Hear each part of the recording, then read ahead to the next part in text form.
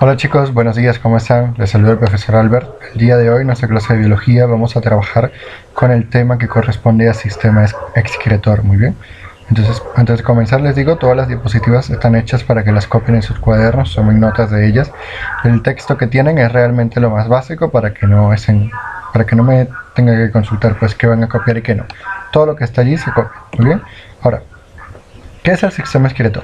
En este caso es el sistema del organismo que se encarga de deshacerse de aquellas sustancias nocivas para el cuerpo.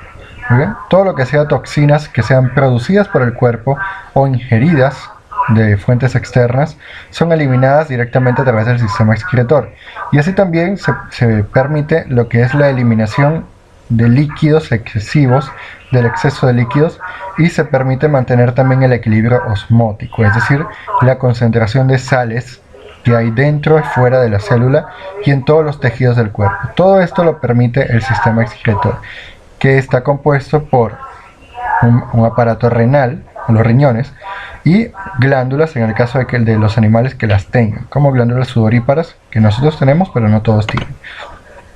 Entonces, como tal, tenemos varios sistemas excretores, no solamente existe uno, y los vamos a clasificar en tres tipos en esta clase: los primitivos, los intermedios y los avanzados. En los primitivos vamos a tener básicamente dos tipos: los protonefridios y los metanefridios. Bien, entonces, ¿qué son los protonefridios? En este caso son estructuras tubulares, son estas que podemos ver acá, que yo les estoy señalando. Son estructuras tubulares formadas por células flamígeras. Este es su nombre, células flamígeras. Y esas células desembocan en un nefridioporo. Muy bien. Las células flamígeras se llaman así porque tienen cilios que cuando se mueven parecen una pequeña candelita. Muy bien. Entonces el nefridioporo va a ser al final de ese túbulo, de esa estructura tubular, va a encontrarse un poro excretor. Muy bien.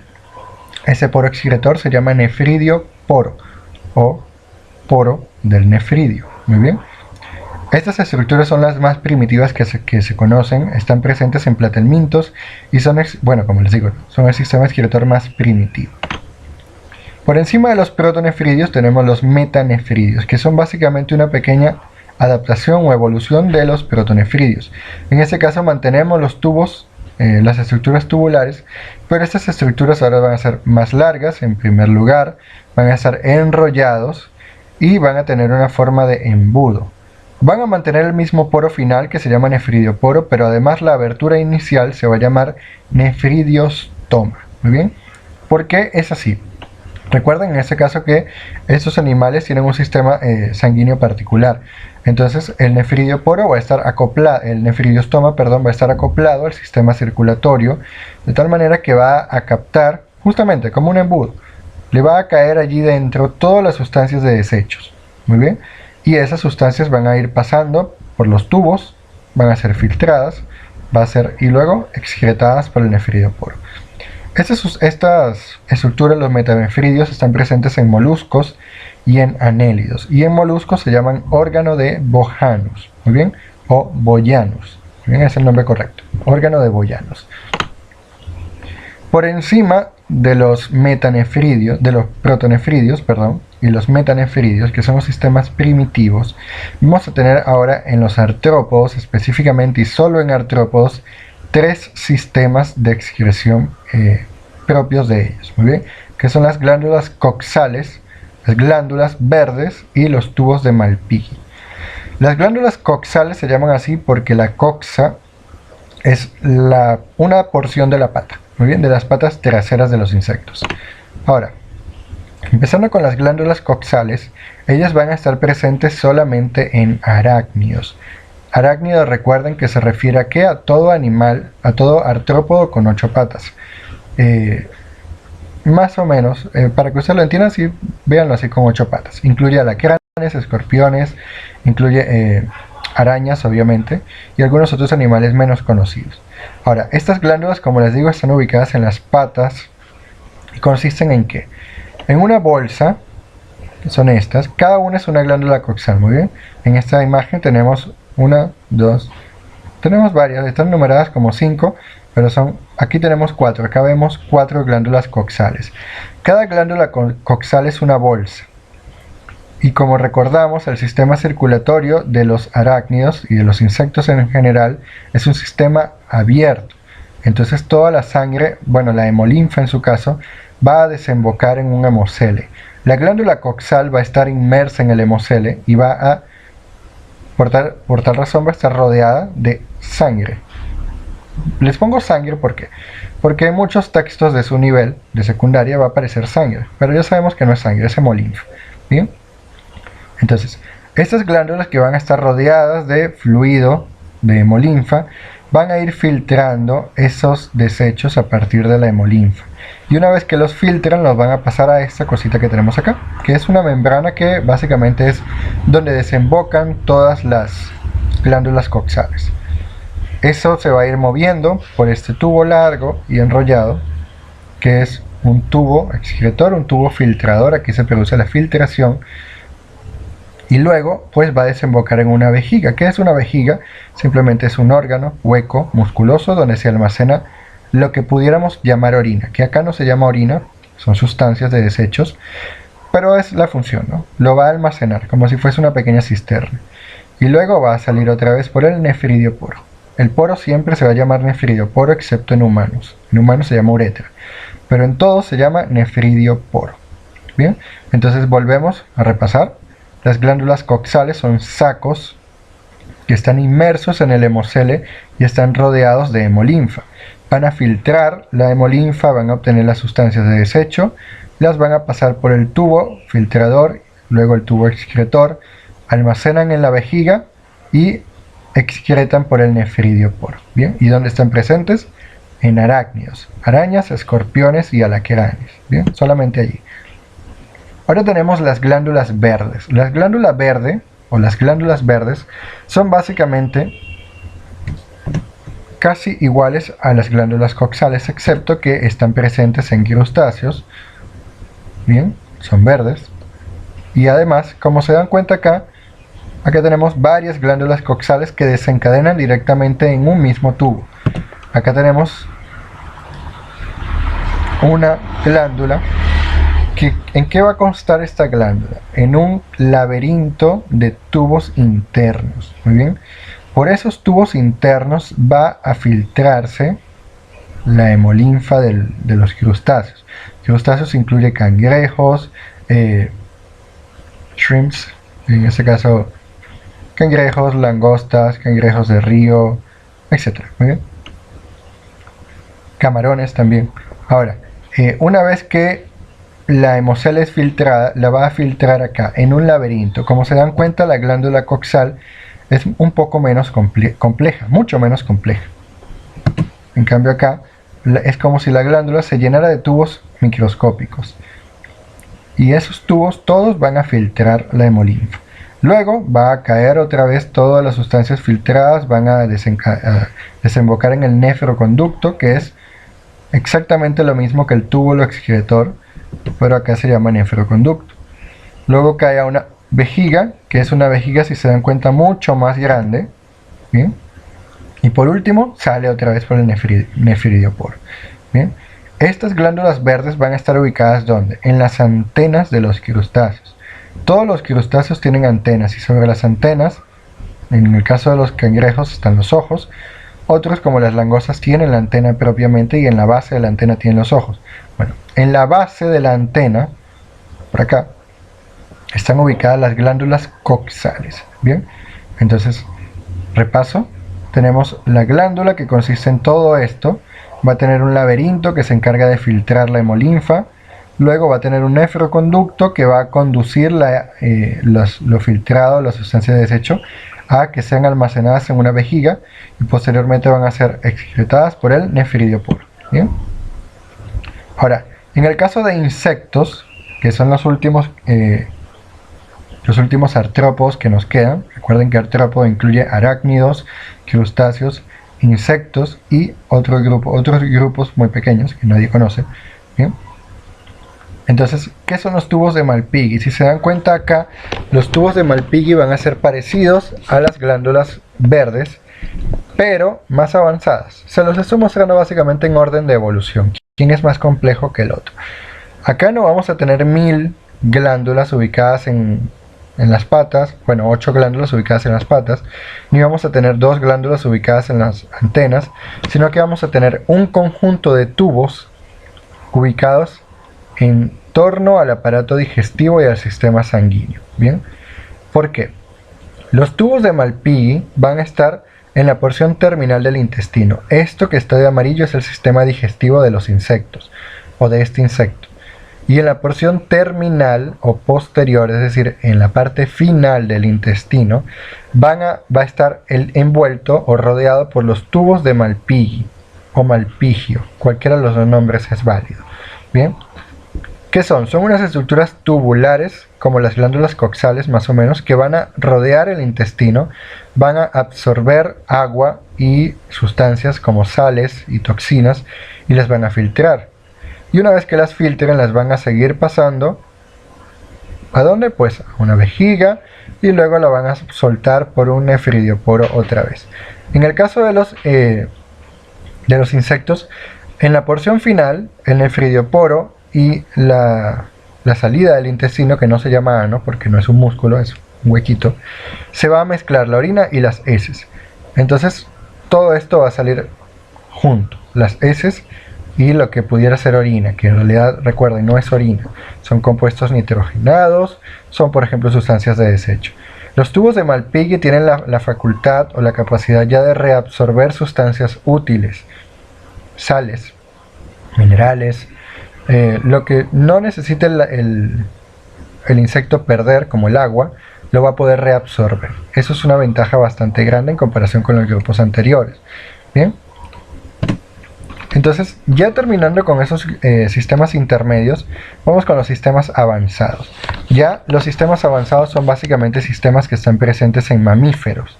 Bien, bueno, no, en vertebrados, mejor dicho.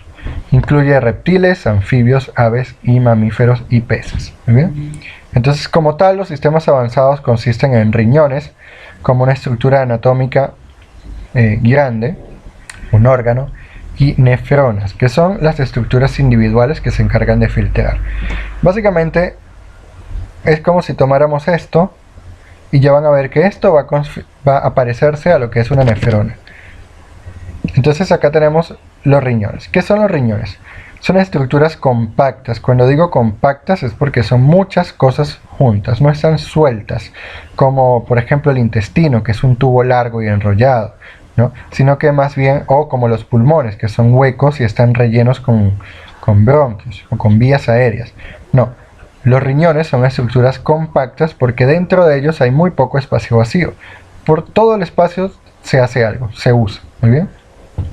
Estas estructuras compactas están conectadas al sistema circulatorio y van a recoger directamente la sangre y la van a filtrar en unidades llamadas nefronas.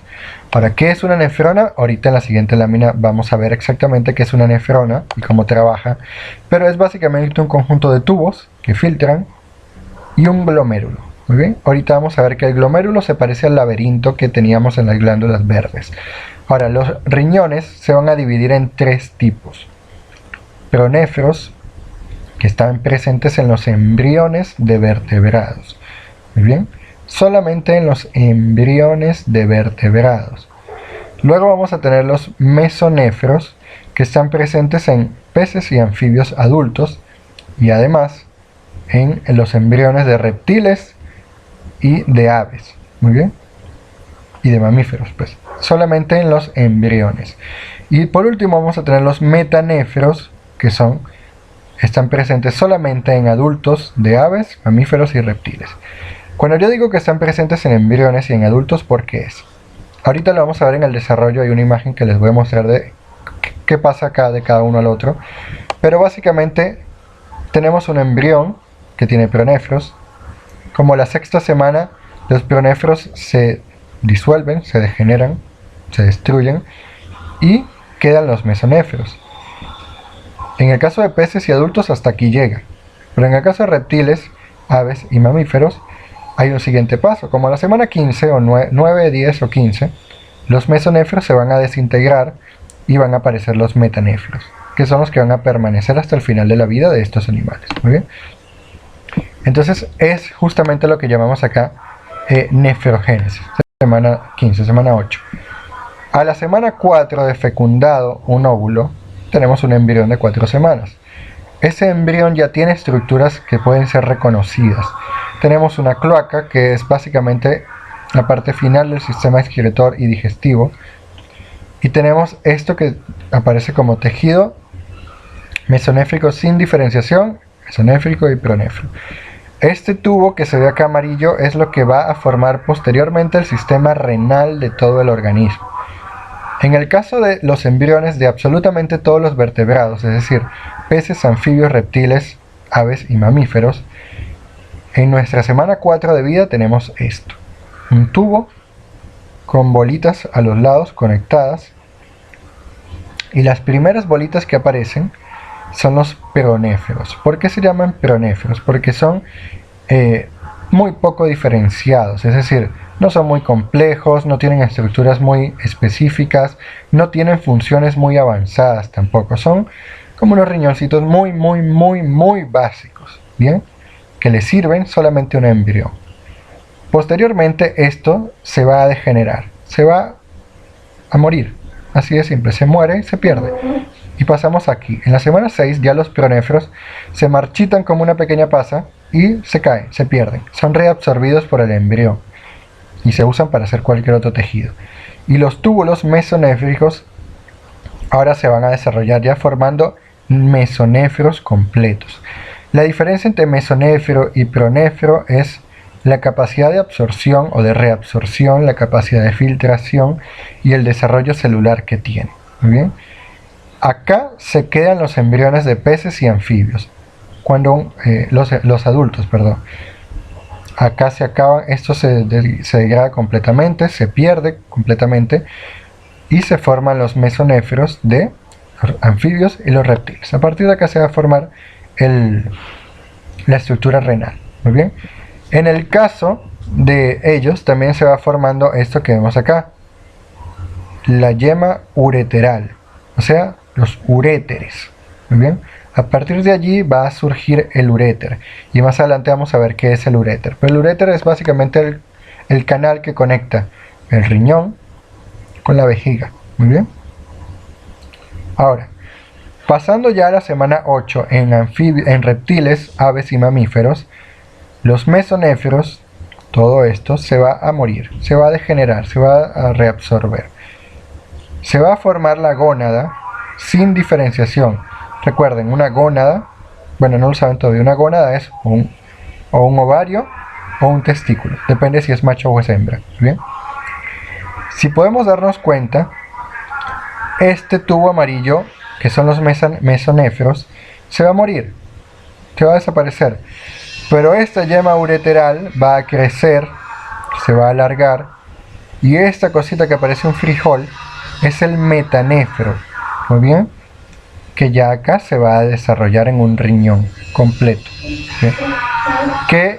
¿Cuál es la diferencia principal de un metanéfro con el mesonéfro? Si nos damos cuenta, el mesonéfro es un tubo largo con las unidades filtradoras a los lados, pero el metanéfro es una estructura compacta, el cual va a tener adentro de sí todas las nefronas o las unidades filtradas. ¿Bien? ¿Qué es lo que tenemos acá? Un metanéfro hecho y derecho, o un riñón, como lo llamamos ya. ¿Bien? Entonces, ¿qué tenemos acá? Esto sin diferenciar, o sea, iniciando la diferenciación en la semana 8, ya cuando nacemos o cuando somos adultos ya es así. Tenemos una arteria renal que va a recibir la sangre del sistema circulatorio y una vena renal que la va a sacar. Lo que llamamos pelvis renal es un espacio vacío. ¿Por qué? Si se dan cuenta, acá la sangre va a ser liberada. ¿En dónde? Vamos a sacar toda la sangre de la arteria, la vamos a liberar o a drenar o a verter en esta cavidad que llamamos pelvis renal, que es un hueco. Y una vez que llega allí,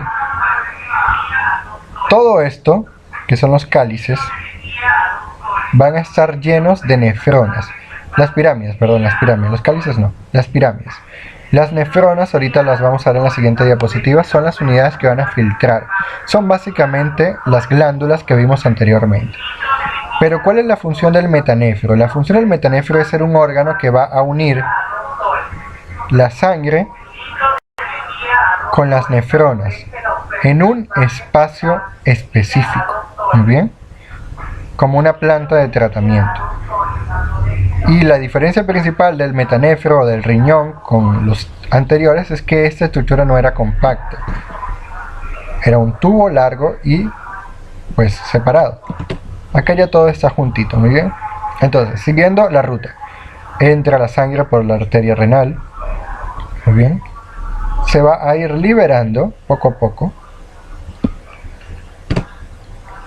y va a entrar acá, el nefrón. ¿Qué es eso? Lo que tenemos acá. En la corteza renal, pirámides y cortezas, vamos a tener esto, los nefrones. Imaginemos, sigamos la ruta de la sangre, viene por acá, va a pasar por acá y va a ir llegando individualmente a los nefrones. Si ven, acá hay una pequeña línea, que es una pequeña arteriola. Esa arteriola es esta arteriola, muy bien. Una vez que llega acá, va a llegar a esto. Acá lo que podemos ver es que la arteriola se convierte como en un ramito de alambres, muy fino. Ese ramito se llama glomérulo. Un glomérulo es un sitio en el cual hay muchos vasos capilares muy pequeños y unidos. O sea, están todos en el mismo sitio, no es que estén fusionados.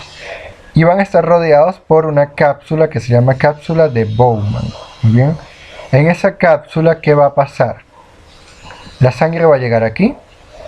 La cápsula va a absorber agua, sales y toxinas y las va a pasar a este conducto.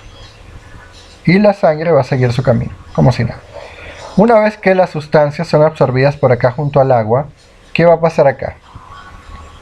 En este paso se da la primera parte, la absorción, la filtración de la sangre. Acá se filtra la sangre.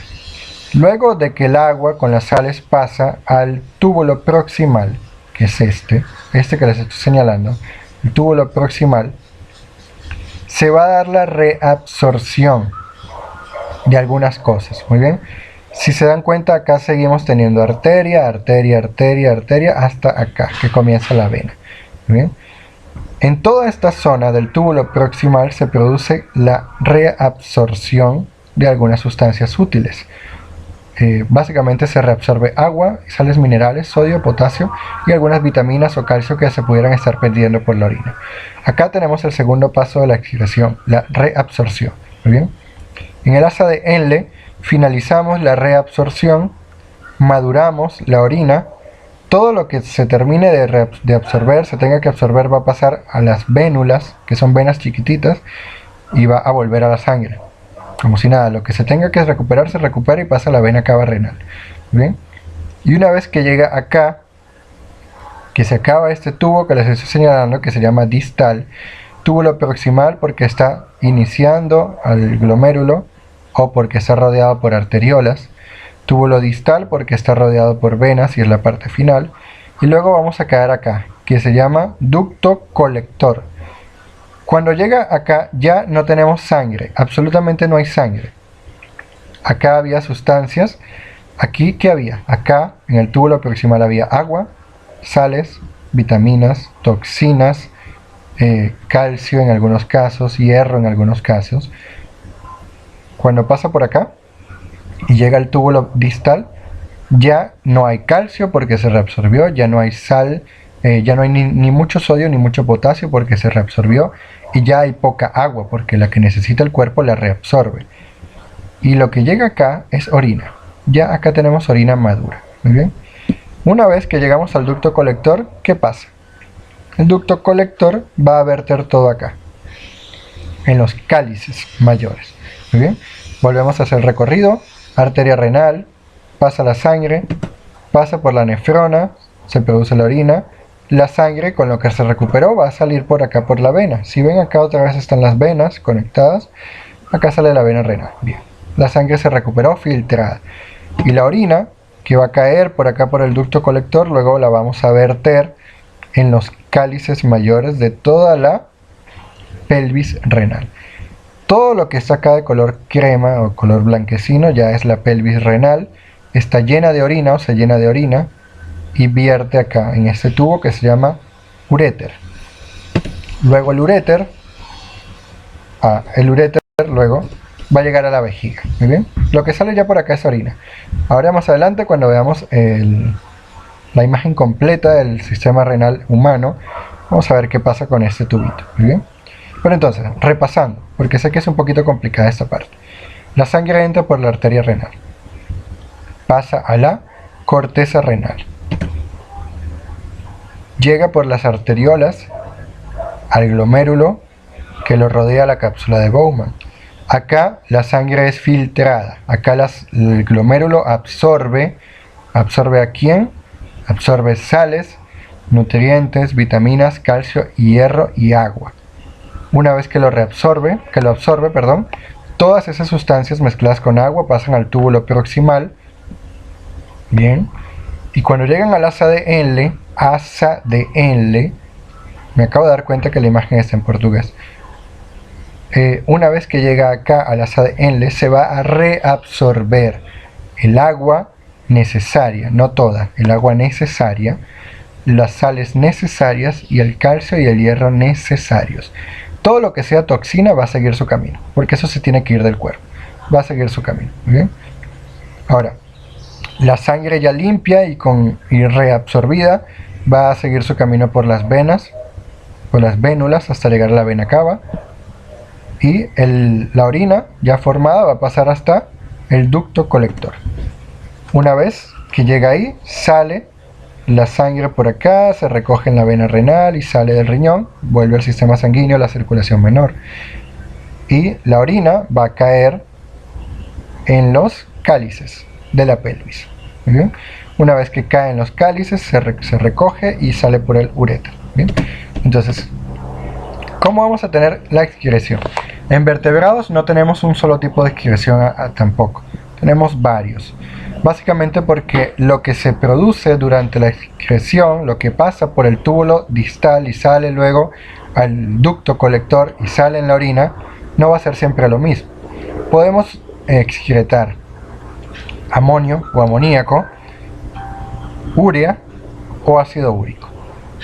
Los animales que excretan amoníaco o amonio son básicamente invertebrados acuáticos, es decir, peces. Invertebrados acuáticos y peces. Muy bien.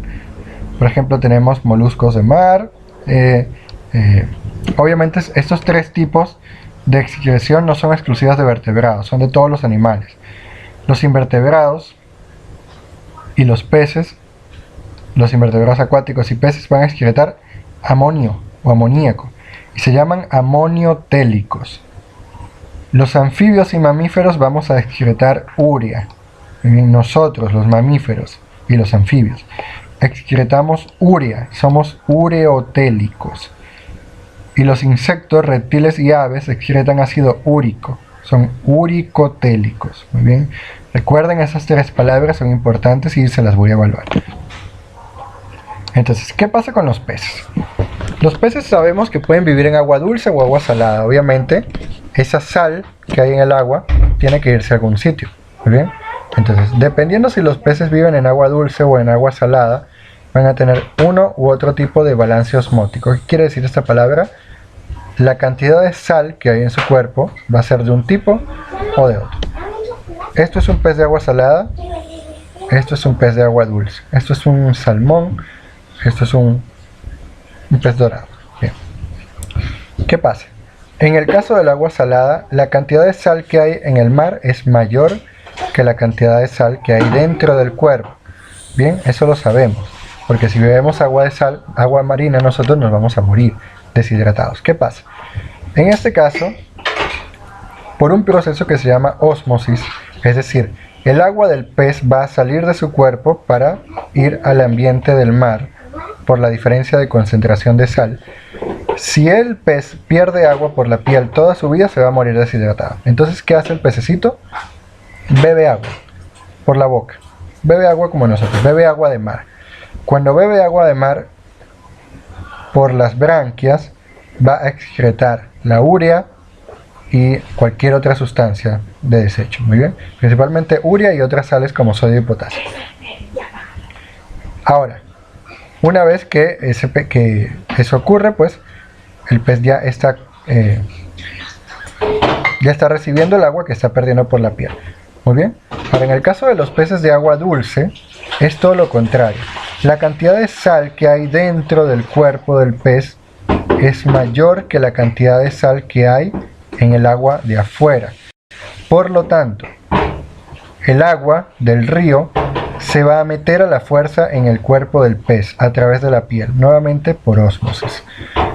Quiere decir que el pez se va a hinchar. Mientras este pez se iba a convertir en una pasita porque iba a perder agua por la piel, el pez de agua dulce se va a hinchar como un globo porque está recibiendo agua.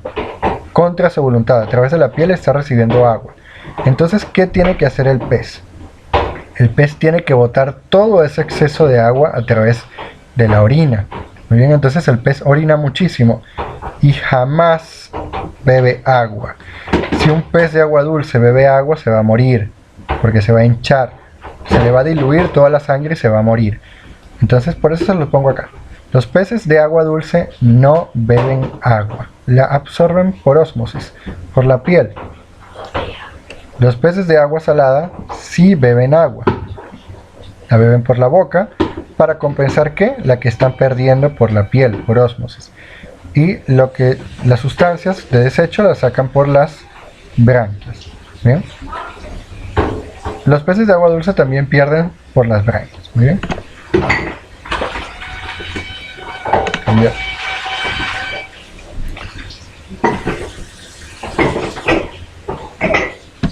Ahora, en el caso de los reptiles, ellos van a tener también, como nosotros, van a tener 2 riñones, pero estos 2 riñones van a ser bastante pequeñitos. No son como los nuestros, que son bastante grandes.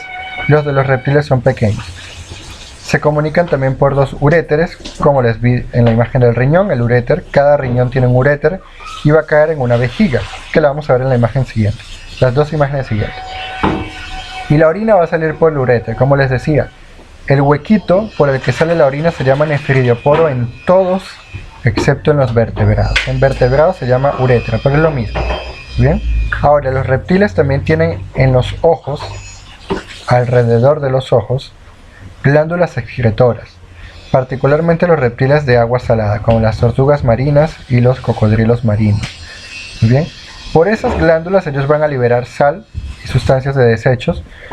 ¿Qué tipo de excreción tenían los reptiles? Vamos a recordar acá. Tienen ácido úrico, son uricotéricos. Entonces por acá ellos van a liberar también agua y ácido úrico. Por eso es que tienen esta...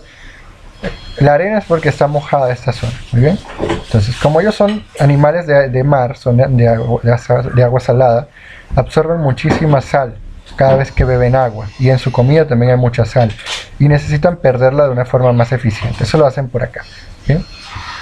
Las aves marinas solamente, y aves que viven en lagos salados, como los flamencos, las gaviotas, los pelícanos, etc., ellos van a tener también unas glándulas igualitas a esta, pero que van a estar ubicadas ¿dónde? Acá, en la parte final del pico, en la conexión entre el pico y el ojo. Estos son plumas, están tapando el pico, pero por acá está la glándula que libera sal. Esa glándula va a liberar un poquito de agua con mucha sal que se absorbe en la comida, y por eso se ve una gotita de agua salada por acá. Las aves también tienen 2 riñones con 2 uréteres, pero no tienen vejiga. La orina sale directamente a la cloaca y por eso es que las heces de las aves son tan líquidas. ¿Por qué ellos no tienen vejiga? Porque si un ave que tiene que volar va a tener un órgano lleno de litros de orina, eso es peso. Y el exceso de peso dificulta el vuelo. Por eso es que ellos pierden la vejiga. En el caso de los mamíferos, ¿qué vamos a tener? Vamos a tener un par de riñones, como los anteriores, como todos los anteriores.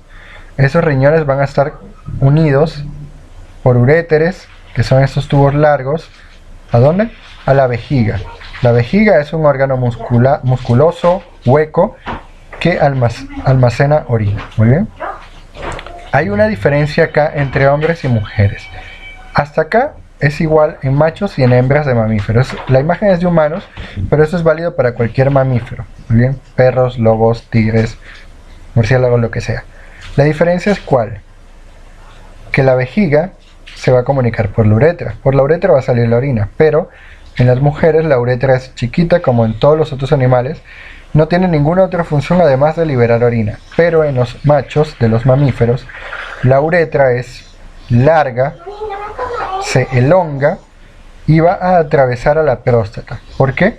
Porque en los machos de los mamíferos la uretra tiene función reproductiva también. Cuando atraviesa la próstata, va a cruzar también unos canales que no se ven acá, y acá se va a mezclar los espermatozoides que se producen en los testículos con el fluido que produce la próstata y las glándulas seminales. Entonces la función reproductiva de la uretra también va a ser ¿cuál? Liberar el semen durante la reproducción. Esa es la diferencia, muy bien.